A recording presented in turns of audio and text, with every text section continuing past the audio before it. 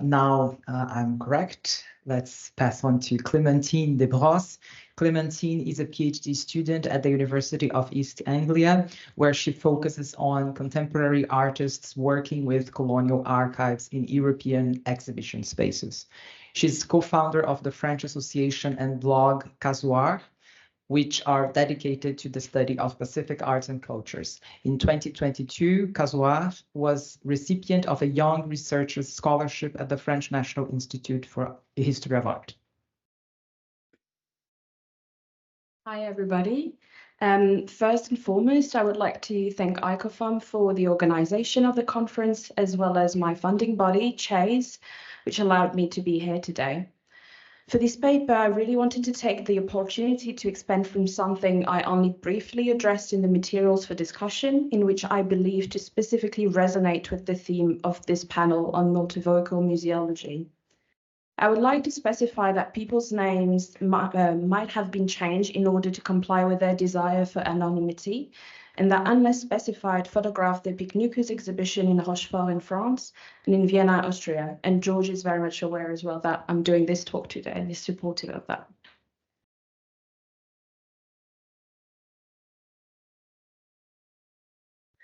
In 2021, Nuku created one of his now visual signature styles in Rochefort in France for his exhibition titled George Nuku, Voyage autour du monde, l'aventure maori de Dumont d'Urville. It is a silent-style museum of voyages illustration infused with Maori codifications, polished herring gold-painted frames sculpted with Maori-style sculpture, and illustrations whose background have been adorned with kawhaiwhai motifs, one of the oldest form of Maori adornments that increasingly grew in the post-contact periods and is understood as a visual signification of whakapapa, which is genealogy. Since its first iteration, this installation of Nuku's traveling museum has been adapted to different institutions, including the Weltmuseum Wien in Vienna, and very recently at the Musée du Masque de Fer et du Fort Royal in Cannes in France. But today, it is another aspect of this traveling museum that I wish to address: the encounter between the European Museum and the Maori Whare Whakairo, the carved meeting house. According to scholar, writer, and Maori leader Sir Irini Mokomid, the basic functions of the museum are of storing objects of value, exhibiting them to persons other than their producers, and of being a structure that is itself valued because of how it is used and what is in it.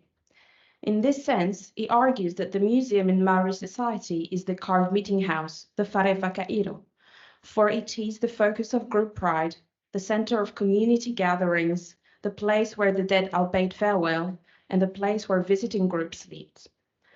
Based on these definitions, I want to argue that Mokomid's analogy of the museum with the Whare Whakairo can be applied to Nuku's installation Te Ao Nene, the Natural World, and his monographic exhibition George Nuku, Oceans, Collections, Reflections, that took place in Vienna at the Weltmuseum Wien between June 2022 and January 2023. In his 1983 text for ICOM's journal Museum International, Mokomid describes the Whare Whakairo as follows. Inside, it will be found wood carvings of several types, large and small. Representatives of the illustrious ancestors line the walls. There are wall patterns in lattice works and paintings on the ceilings and walls. In most modern meeting houses will be found a collection of photographs of these relations. When there is death, the photographs of this close relative are exhibited around the coffin, and, on the death of a very important personage, cloaks, greenstone artifacts, and prized traditional weapons are put on show for the duration of the mourning ceremony. Painted identifications of the ancestors on the wall indicate that the Maori house builders of the late 19th century were already moving towards the idea of a museum. In some houses, the photographs are all labeled and properly identified. Feather cloaks hang in some houses, while in others, books are stored. Arguably, this description can be applied to Nuku's installation too. Nuku's Whare Whakairo is made of both plexiglass and wooden sculptures with a teko, which is a pediment figure, from the Weltmuseum Wien collections in the center. Following on from it is a rich pole stylized as a polystyrene spine painted in white and red Kafai motif elements, altogether citing the ancestral genealogy that is part and parcel of the Farefakairo architecture. From the ancestor spine descend the ribs carved out of plexiglass, themselves leading to glass cases containing both plexiglass images of ancestors and taonga, treasures, from Nuku's collections and that of the Weltmuseum Wien. At the back of this display stands an all-green altar made of plastic, plexiglass, and plastic bottles in order to showcase an ensemble of Punamu, greenstone, taonga treasures. Covering all walls of the Farefakairo transformed room are framed pictures originating from the Weltmuseum Wien, the Naturhistorisches Museum in Vienna, and several Austrian voyages atlas. Like in Mead's description, they form a collection of images of deceased relations which have been adorned with orange latticework, itself a symbol of genealogy. Each of these portraits was accompanied by its own number on the wall, so that their faces would not be nameless, allowing for the names to resonate in the space and echoing the Maori tradition of Correro, which consists in reciting names in genealogy. Alongside these ancestors are pictures of landscapes in Aotearoa, which are bringing the natural world in, as well as acting as windows to the exterior of the Farefakairo, therefore setting Nuku's meeting house halfway into the vineyards panel environment and halfway into the forest, lakes, and mountains landscapes of Aotearoa. In this way, both museum and Maori living space have been adapted to not only become compatible, but rather akin to one another, allowing for a space in between to exist. Following from his description of the Farefakairo to create an analogy with the concept of museum, Mead carried on explaining what in these meeting houses actually differ from a Euro-North American institution. The essential point about a Maori meeting house is that display is not its primary function. In the majority of cases, the carved house is not open on a daily basis to tourists and casual visitors. It is a structure used by the community at various times for meetings, church services, mourning ceremonies, unveiling of burial monuments, and so on. At such times, the building is open to the public that has been drawn to each occasion. A group of people might be present in the house for a meeting that lasts only one day. This group meets in an artistic context, and anyone who is bored with the talk can look at the artwork instead. Another group may sleep the night, while others may stay for several days and nights. What is important is that the people who sleep in the meeting house are able to contemplate the artworks for a much longer period of time and in a much more relaxed manner than the crowds who visit any museum in the West. He states that Farefakairo are first and foremost community spaces, where their artistic aspect is rather an environment in which the life of the community happens over the reason of why it happens. While museum exhibitions are created to be seen and visited, Nuku's projects are first and foremost community projects, in this sense echoing the original function of the Farefakairo. This specific engagement with communities in each institution is rooted in Nuku's own life experience in Aotearoa, and he speaks of it in these terms. The relationship stems from my life experience within the Maori world, in particular the marae. By this, I mean the dynamic between hosts and visitors. This is a highly codified system with huge attention paid to both protocols and etiquette.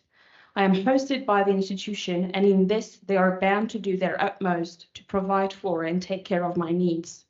I, in turn, as the invited guest, am bound to respect their position by giving my utmost effort in the performance of my duty. In fact, I will always go beyond. In some ways, you could say that I too am a museum or an institution, the difference being my mobility. I say, kia ora, esteemed institution. I am the institution of George Nuku. It is great to meet you. Let us work together.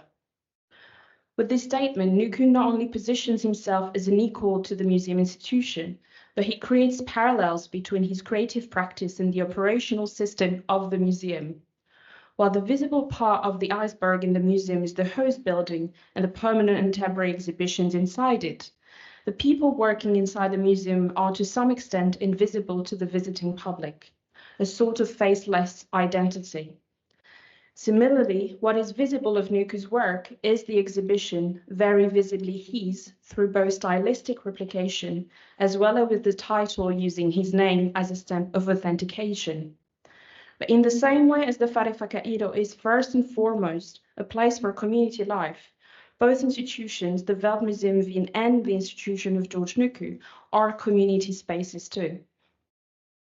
The Weltmuseum Wien is composed of a director, curators, conservators, registrars, public services, various teams of security, cleaning, invigilating, welcome host, researchers, and much more, which all together allow for the Weltmuseum Wien to exist beyond the architecture of the Hofburg Palace.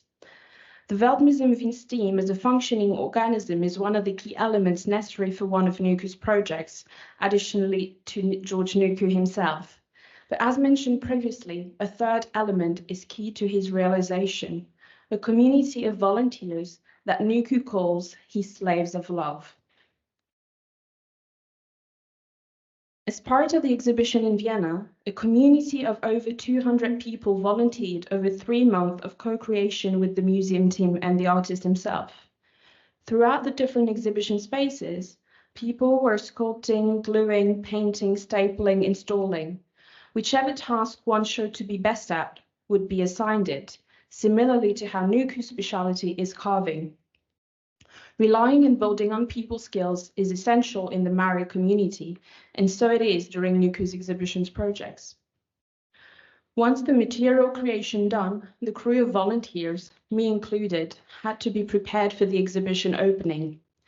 Similarly as for the opening of a new building on the Marae, modern art exhibitions have a history of following a ritual opening. Kane Harnet Mutu, a Mari man based in Copenhagen, joined the exhibitions team and was entrusted with teaching Haka to both the Weltmuseum Wien team and the volunteers. Once the Haka was learned, a few more elements were necessary for the ritual opening to be complete, including the karanga, a woman's call imitating the call of the whale that is performed in ceremonial context before entering the marae. While Kane, 2 young women living in Vienna, and I were talking, stapling and gluing bottles for one of the installations, Anna told us that she was an opera singer. In this instant, Kane's excitement was palpable and told Anna she had to perform the karanga for the exhibition opening. He proceeded to teaching her the words and melody. Once Anna started singing, her powerful voice was resonating within the walls of the museum, and we were all moved by this impromptu performance. The minutes that followed led to further organization of the opening with Liz, of Tongan descent, who offered to bring her tapa skirt and belt so that Anna could wear a Pacific dress that would echo the importance of the opening ceremony that was to come. The day of the opening, Liz's mum brought the tapa dress, and together they dressed Anna. In preparation for the ceremony, I was given the role of instructing one of New Zealand's ministers of his reciprocal duty when Nuku was to challenge him during the actual ceremony. On the evening of the exhibition opening, after a final group rehearsal with both Kane and George, we were all ready to start the ceremony. Soon after, the exhibition's hapu was walking outside the doors of the Weltmuseum Wien, walking across the Vos Garden. The first opening was performed near the Thesis Temple with both song and dance of the karanga and the haka. After walking back to the Weltmuseum Wien, Anna sang another karanga before we all entered the rooms of the exhibition, forming a procession. It is only after we walked throughout all rooms of the exhibition and performed a final haka that the exhibition was opened for the invited public to visit. Considering once more what defines a Whareawhakairo, the communal life that happened during the exhibition testifies to the transposition of the Maori meeting house to Nuku's Viennese exhibition, as materiality, aesthetics, and functions were carried through. Furthermore, I argue that the Weltmuseum Wien acted as PAI, a space that is described by Maori artist Robert Junkie as a demarcation between the known and the unknown, between the familiar and the unfamiliar. Therefore, allowing the volunteers to encounter and experience art, histories, and people regardless of their knowledge and experiences. Mead argues that the art in the house is not there only for contemplation, but to feel, to change the behavior of the beholders, and to frame the space in which the activities of the people occur. Such an artistic environment encourages respectful behavior from all who enter the house. Essentially, while the exhibition certainly had an impact on the visitor, I argue that its imprint on the volunteers is greater, whether they spent a few hours a day or 3 months creating alongside George Nuku. The exhibition is created for the public, for the artist's stories to be told, but like the meeting house closes its doors to the public for a community life to happen, it is arguable that the communal life of the Weltmuseum Wiens Whakairo mostly took place before the exhibition opened its doors to the public. Thank you.